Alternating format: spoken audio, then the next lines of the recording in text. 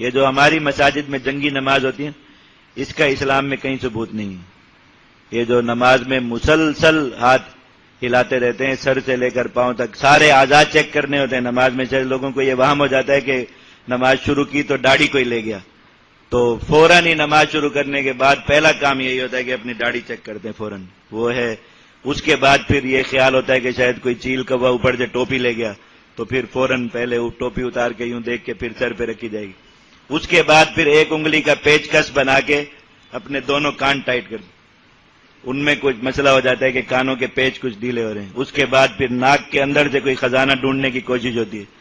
اور پھر اس کے بعد پورے جسم کا ایک جو ہے وہ یوں سمجھے کہ وہ جیسے میڈیکل چیک اپ ہوتا ہے وہ سارا ہوتا ہے، ایک ایک چیز کو ہاتھ لگا کے نماز کے اندر پوری ان 4 رکعتوں میں پوری تسلی کرتے ہیں، اور کئی کئی بار چیک کر کر کے کہ کوئی چیز کم نہ ہو گئی ہو نماز میں۔ پتہ نہیں کس نے مسلمانوں کو یہ وہم ڈالا کہ نماز میں شاید کوئی چیز چوری ہو جاتی ہے مسلمان، پوری جیبیں چیک کریں گے اچھی طرح،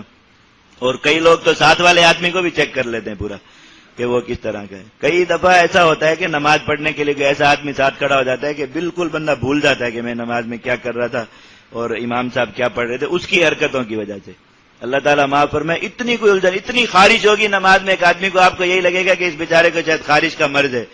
جیسے ہی السلام علیکم ورحمۃ اللہ ہوا بس پوری خارش کو تسکین ہوگی ایک دم۔ پھر آپ نہیں دیکھیں گے کہ یہ آدمی کہیں کھجا رہا ہے یا اس کو کوئی پریشانی ہے یا کوئی الجھن ہے یا کوئی۔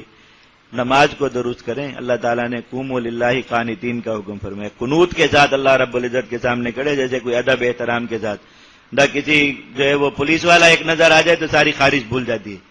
کہ کہیں خارش بھی انسان کو، سارے جو ہے وہ اعضاء بالکل انسان کے برابر ہو جاتے ہیں اور تن جاتے ہیں۔ حضرات صحابہ کرام کی نمازوں کی ایسی کیفیت ذکر ہوئی جیسے کہتے تھے زمین میں لکڑی گاڑ دی، جیسے اس کے اندر سانس ہی نہیں کہ یہ ہل ہی نہیں سکتی اپنی جگہ سے، اس طرح کی نماز ہے۔ اللہ تعالیٰ معاف فرمائے، اتنی بیکار نمازیں ہو گئیں،